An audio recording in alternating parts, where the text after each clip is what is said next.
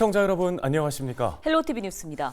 부천에서는 지난달부터 아무렇게나 버린 쓰레기에 대해서는 즉각 수거를 거부하고 있습니다. 늘어나는 쓰레기에 대처하기 위한 생활 속 자원순환 정책인 셈인데요. 네, 그 결과 동네마다 넘쳐나던 불법 쓰레기가 차츰 줄어드는 효과가 나타나고 있습니다. 이정화 기자가 현장 취재했습니다. 부천의 불법 쓰레기 단속 현장. 주택가에서 배출한 불법 쓰레기에 경고 스티커를 부착하고 당장 치우지 않습니다.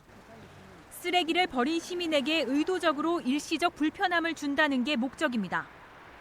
야간 합동 단속에서는 음식물이 담긴 채 버려진 플라스틱 용기를 검수하는 작업도 이어집니다. 곧장 눈에 보이는 효과가 나타났습니다. 지난해 같은 기간 대비 종량제 봉투 판매량은 30% 가까이 늘었고 재활용품 수거량도 20% 넘게 증가했습니다. 또 지난해 평균 13.4%였던 수도권 매립지 반입 위반율은 지난달 7.8%까지 떨어지며 40% 넘게 감소했습니다. 긍정적 변화가 나타나면서 단속 기간도 연장됐습니다. 경고 스티커를 부착함으로써 시민들한테 경각심을 주면서 인식 개선하는 효과가 있었다고 보고요. 다소 시민들한테 불편을 주는 시책이 맞습니다. 그렇지만 올바른 자원순환 정착을 위해서 시민 여러분들의 적극적인 참여와 협조를 부탁드리겠습니다. 지자체가 시작한 일상 속 자원순환 대책에 시민 참여까지 더해지면서 형식적 단속을 넘어 넘쳐나는 불법 쓰레기를 줄여가는 모범적 사례로 거듭나고 있습니다. 헬로티비 뉴스 이정화입니다. 다음 소식입니다. 지난 주말 인천 송림동 현대시장 화재로 전통시장의 화재 취약성이 다시 한번 드러났는데요. 시장의 환경이 소방설비가 갖추어진 건물의 환경과는 다르다 보니 점검을 하고 신경 써야 할 것들이 더 많은 것 같습니다. 네, 우리 지역 전통시장은 안전한지 직접 살펴봤습니다. 이관성 기자입니다. 평일 한낮에도 사람들이 북적대는 부평 깡시장과 종합시장입니다. 이 시장은 점포마다 소화기를 비치하고 소화전과 살수시설을 설치하는 등 소방시설을 꾸준히 늘려왔습니다. 하지만 지난 주말 송림동 현대시장 화재 때문에 상인들의 걱정이 다시 늘었습니다. 저희 시장도 한번 그 한 가게가 전소될 정도로 이렇게 횟집이 불이 난 적도 있는데 관리를 잘 해야 되는데 그런 점에 대해서 좀 부족해가지고 나름대로 우리 상인에서도 강조를 하죠. 매주 그냥 그 안내장도 돌리고. 행정당국도 겨울이 끝났지만 소방당국과 다시 전통시장 화재 안전을 점검하고 있습니다. 소화기와 소화전이 제대로 작동하는지, 점포 안팎의 누전 위험은 없는지 예방이 우선이기 때문입니다. 이런 전선 같은 거 오래된 거 같은 경우 그런 거를 지금 노후된 걸 교체하고 또 그다음에 이제 불꽃 감지 같은 거를 수시로 이제 달아서 그 화재 감지에 또 예방해 있고요. 또 여기 이제 시장 분들하고 그다음에 소방서의 관계자분들 등등해서 계속해서 이분들하고 이제 순찰도 하고. 철골 구조물로 올린 부평 깡시장 지붕에는 소방차의 물탱크와 직접 연결할 수 있는 살수 시설이 있습니다. 시장 통로에서 불이 났을 때 소방차가 들어가지 않고도 지붕에서 물을 분사할 수 있는 시설인데 화재 감지기에 직접 반응해 물을 분사하는 스프링클러와는 다릅니다. 연결 살수 설비 같은 경우에는 배관이 비어 있는 상태에서 그 소방차에서 송수를 하면 물이 연결이 되고 그 소방차의 물을 활용해서 방수가 되는, 살수가 되는 그러한 설비가 되는 거고요. 스프링클러 같은 경우에는 자체적으로 물을 함유하고 있는 상태에서 배관에 물이 들어있는 상태에서 물이 바로 나오게 되는. 현대시장 화재처럼 방화에 신속하게 대응하기 위해서는 화재 감지 직후 물이 분사되는 스프링클러가 더 효과적입니다. 하지만 겨울철 동파 가능성 때문에 상인들과 소방당국이 더 신경 써 관리해야 하는 단점이 있습니다. 전통시장에 살수 설비나 스프링클러를 설치하려면 지붕 구조물이 필요합니다. 지붕 구조물이 없는 시장들은 아직 화재 위험에 노출돼 있는데요. 건물주들과 상인의 동의가 필요합니다. 행정당국은 전통시장 현대화 사업을 통해 시장별 부족한 화재 예방 설비를 보완해 나갈 계획입니다. 소방당국은 점검과 예방 활동을 다시 한번 강조하고 있습니다. 헬로티비 뉴스 이관서입니다. 인천시가 송림동 현대시장 화재 후속 대책으로 전통시장 상인들의 화재 보험료를 80%를 지원하는 사업을 올 하반기 중에 시행할 예정입니다. 인천시는 시장 상인들이 소상공인진흥공단에서 운영하는 화재 공제보험에 가입할 경우 보험료의 80%를 시와 군구가 지원하는 안을 검토하고 있는데요. 군구 협의를 통해 이달 중에 확정할 계획입니다. 상인들은 민간 손해보험보다 저렴한 비용으로 전통시장 화재공제보험에 가입해 점포는 물론 시설과 집기, 상품까지 보장 한도 내에서 전액 보장받을 수 있습니다.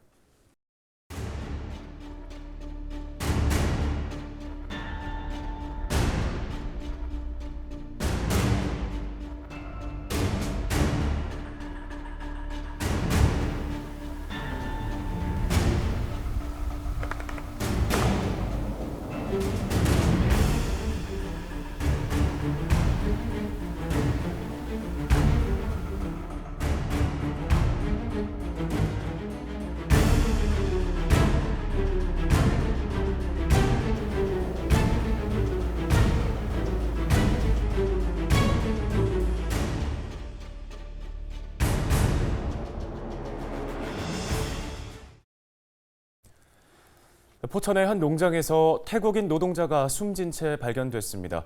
경찰은 시신 유기 정황을 포착하고 농장 주인을 체포해 조사 중인데요. 포천 지역사회가 크게 동요하고 있습니다. 네, 포천 이주 노동자센터의 김달성 대표가 전화 연결돼 있습니다. 대표님 안녕하십니까? 네, 안녕하세요. 예, 어떻게 이런 일이 발생할 수 있었나 싶은데 현장을 직접 다녀오셨다고 들었습니다. 열악한 환경에 크게 놀라셨다고 하던데요. 어땠습니까? 1,000마리를 관리하고 기르는 그런 돼지 농장에서 일한 노동자가 그 문추라고 하는 태국인 노동자 단 한 명이었다는 사실입니다. 10년 동안 그 돼지 농장에서 일을 했는데요. 얼마나 살인적인 노동을 했을까 하는 생각을 첫 번째 충격적으로 했고요. 두 번째는 그가 기거했던 숙소를 가봤습니다. 숙소를 가보니까 아주 낡은 돼지 돈사 안에 숙소가 있었습니다. 돈사 출입문을 열고 들어가니까 작은 방과 아주 작은 부엌이 붙어 있는 숙소였습니다. 그 돼지 돈사 안에 숙소가 있기 때문에 돼지 배설물로 인한 악취와 유독가스가 저 같은 경우는 숨을 쉴 수가 없을 정도로 고통스러웠습니다. 네, 이번 사건으로 포천 이주 노동자들도 크게 분노하고 또 슬퍼하고 동요할 듯합니다. 어떤 심경을 토로하고 있습니까? 2년 전에 캄보디아 성노동자 속경 씨가 한겨울에 기숙사에서 동사했을 때 많은 이주 노동자들이 참 놀랐는데요.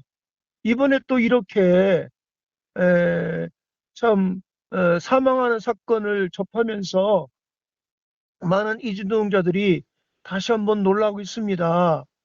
그래서 그들은 말하기를 이런 일이 앞으로는 제발 없기를 바란다고 그렇게 입을 모으고 있더군요. 예, 2년 전 사건을 짚어주셨는데 당시에 고용노동부가 대책을 내놓은 바 있습니다. 그런데 또 이 같은 비극이 발생했다는 게 대책의 실효성이 없다는 걸 좀 방증하는 게 아닐까 싶은데 어떻게 보시는지요? 고용노동부는 어이없게도 불법 시설물을 기숙사로 제공하는 사업장에 외국인 노동자를 고용 알선하는 일이 적지 않습니다. 그래서 다시 한번 촉구합니다. 그 새로운 기숙사 방침이라도 철저히 지켜서 불법 시설물을 기숙사로 제공하는 사업장에는 외국인 노동자의 고용을 허가하지 말라고 다시 한번 촉구합니다. 그리고 이 이주 노동자들의 기숙사 개선은 사업주 개인에게만 떠넘길 일이 아닙니다. 외국인 노동자들을 고용하고 있는 사업장은 아무래도 영세한 사업장들이 많거든요. 그 사업장들에서 사업주들이 기숙사를 개선하고자 할 때 지자체나 노동부나 정부의 정책적이고 재정적인 지원이 필요하다는 생각을 합니다. 네, 알겠습니다. 오늘 말씀은 여기까지 듣겠습니다. 포천 이주노동자센터 김달성 대표였습니다.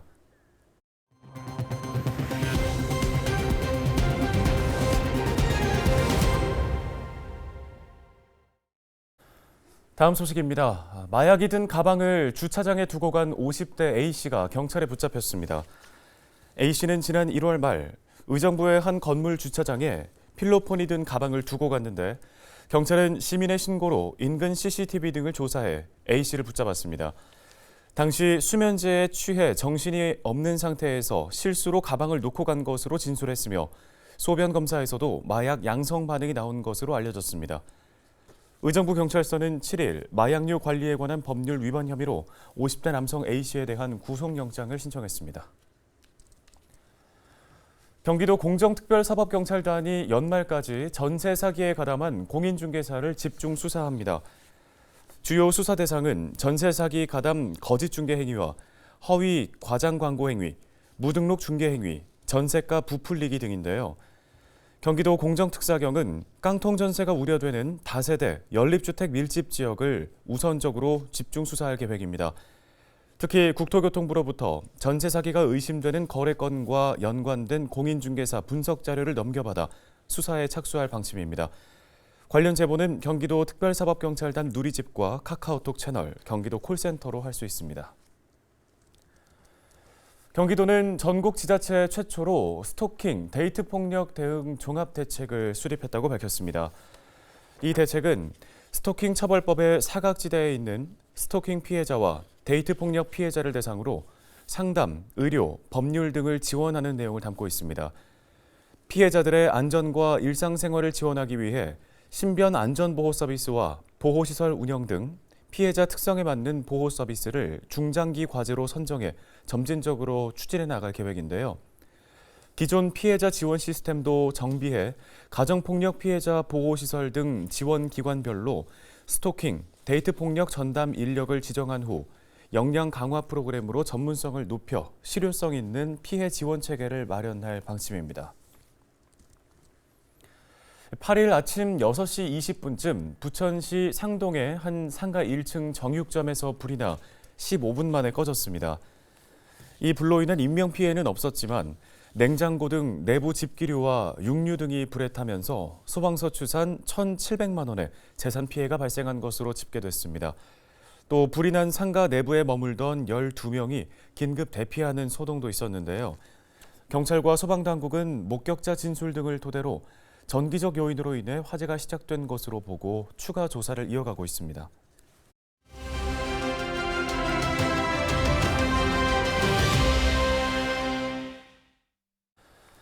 네, 수많은 시민들을 역경에 빠지게 만드는 가장 대표적인 질병, 바로 암입니다. 항암 치료 도중 탈모 증세가 오는 상황 많이들 알고 계실 텐데요. 인천시 계양구에서는 이러한 암 환자 중 취약계층에게 가발 구입비를 지원해 주기로 했습니다. 네, 인천시 계양구 보건소 관계자가 전화 연결돼 있습니다. 주무관님 안녕하십니까? 네, 안녕하세요. 계양구 보건소 주무관 이혜은입니다. 예, 우선 이 해당 지원안의 내용이 궁금합니다. 어떻게 지원을 받는지 또 필요한 서류나 요건에 대해서도 자세히 알려주실까요? 네, 먼저 암 환자 가발 구입비 지원 대상자는 계양구에 주민등록상 주소를 두고 실제로 거주하는 의료급여 수급자와 차상위 본인 부담 경감 대상자분들이며 건강보험 가입자의 경우에는 2023년 7월 1일까지 암 진단을 받은 분들 중 진단받은 암종의 국가암검진 수검 이력과 건강보험료 납부 금액에 따라 지원을 받으실 수 있습니다. 좀 더 자세한 사항은 보건소로 연락 주시면 확인 가능합니다.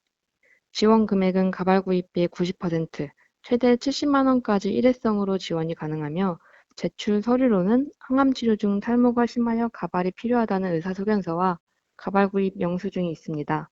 혹시 이전에 타 사업으로부터 지원받은 이력이 있는 분들은 중복 지원이 불가합니다. 네, 정말 힘들고 고된 투병 생활이 뒤따르는 무서운 질병인데요. 암 환자들에게 항암 치료 후에 탈모 증세가 어떤 부정적인 영향을 미치는지, 또 가발 구입비를 지원해주게 된다면 어떤 효과가 있을지 궁금합니다. 암 환자의 경우 힘든 항암 치료 과정에서 육체적인 고통뿐만 아니라 항암 치료 부작용 중 하나인 탈모 증세는 외모의 변화에 따른 스트레스, 자존감 저하, 심하면 대인기피증까지 불러일으킬 수 있는데요. 이러한 정신적 고통까지 함께 겪고 있는 환자분들에게 가발구입비를 지원하면서 환자분들이 외모 변화에 능동적으로 대처하고 자존감 및 치료 의지를 강화하는 데 도움이 되기를 기대하고 있습니다.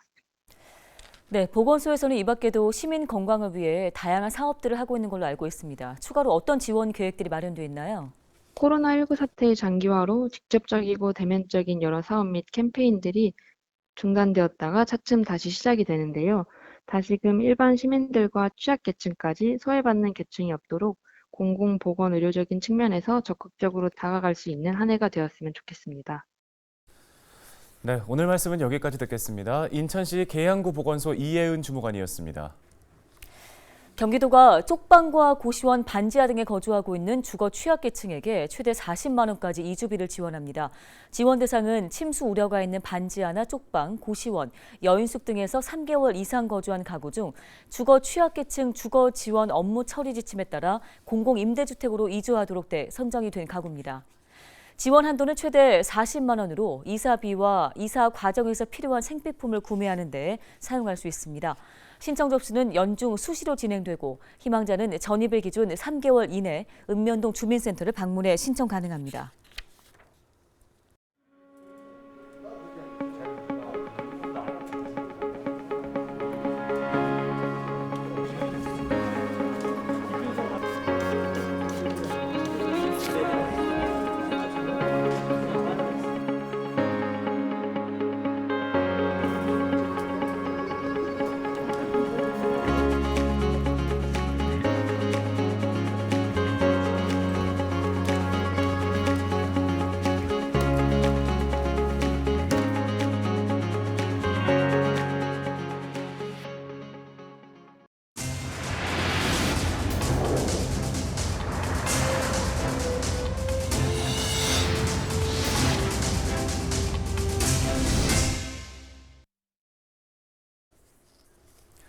오늘 저희가 준비한 소식은 여기까지입니다. 네, 시청해주신 여러분 고맙습니다.